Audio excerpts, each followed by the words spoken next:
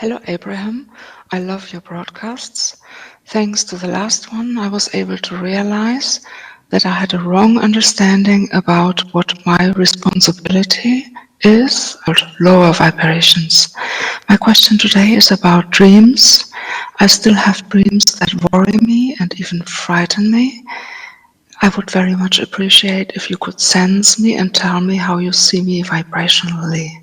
What would you deactivate if you were standing in my physical shoes? Thank you so much for reminding us how Source feels like and feels and sees. There were many of you who asked about dreams in this week's submissions. And so we want to take a little bit of time here to remind you that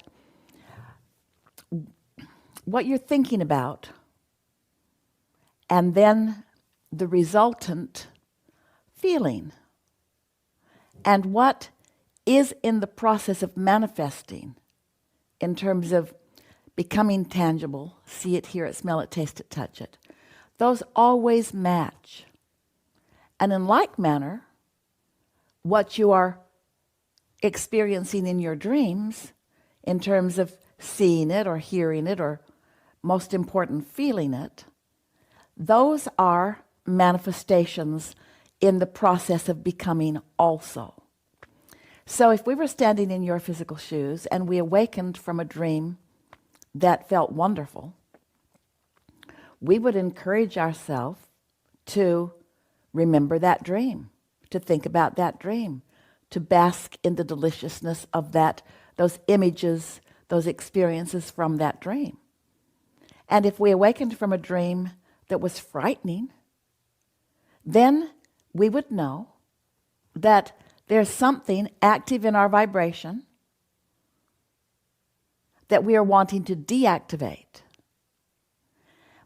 One of the things that we know you've heard us say, and this is a really good awareness and tool for helping your dreams help you, to allowing your dreams to be full of information that is beneficial to you.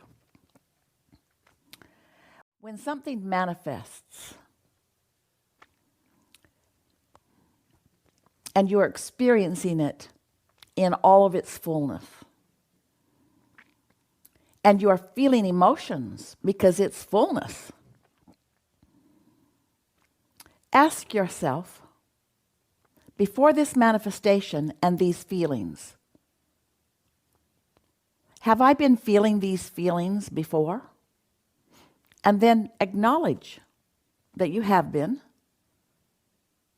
And then say to yourself, I intend to do something about encouraging these feelings if they feel good, and deactivating these feelings, these thoughts that are the reason for these feelings, if they feel bad.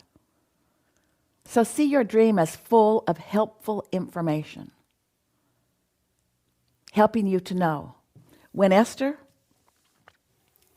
got in the fullness of experience shingles, it was not hard for her to describe the emotions that were present with that manifestation. Loss of freedom, loss of control of my experience right now, discomfort that I can't seem to separate myself from even for a moment,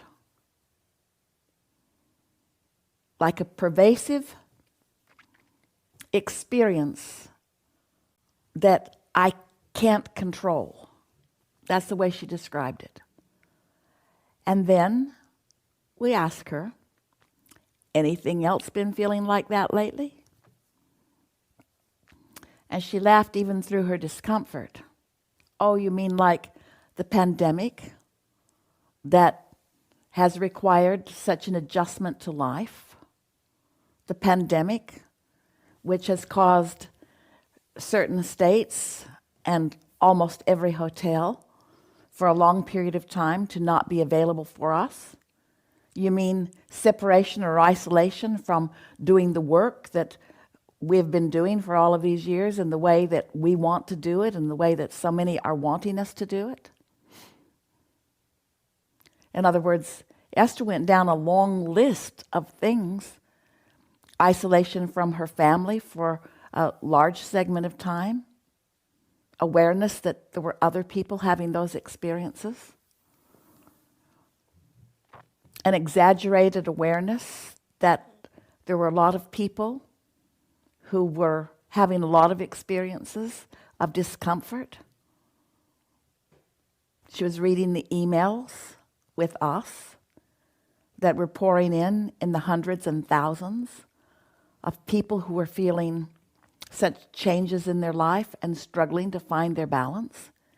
In other words, it was not hard for Esther to, after the manifestation occurred, to acknowledge that thought was there and those emotions were there even before this precise manifestation occurred. And so that's what it's all about, isn't it? Esther was not living a life of suffering, just enough suffering over enough things that she can't control in order to trend and cause a manifestation, attract a manifestation that for a while was really out of her control, or it seemed so. But she got a handle on it.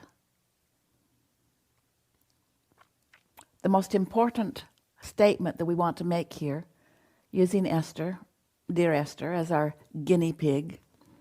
We use her in so many examples of someone who is a deliberate creator and who is still evolving in her ability to deliberately create her own life experience. The most important thing that we are wanting to say here to all of you about this is that if you had asked Esther, are you happy during the pandemic, she would have said yes. If you had asked her if it was causing her a lot of concern, she would have said, not really, nothing that I'm not managing. In other words, she did not know until the manifestation occurred. She was not able to feel the match in the vibration after the manifestation that was present before the manifestation. Oh, she'll recognize it now. That's the benefit of life experience. That's one of the most wonderful things about manifestations. They help you to figure things out, don't they? In other words, how do you know if you are effective at wrapping pipes until there is a hard freeze? And then you discover you were not effective in wrapping those pipes. You went through the motions. You did the lip service, so to speak. But the pipes still froze and Esther still got shingles. But she won't do that again. That experience, hers in real life and yours in your dream, are giving you the information to help you know these manifestations are showing you a vibrational equivalency that you can do something about. And once you get a handle on that, you will be thankful for every bad dream and every case of shingles and so on that has helped you to become more deliberate in your ability to adjust and calibrate your vibration to the frequency that yields you the life experience that you're wanting to live.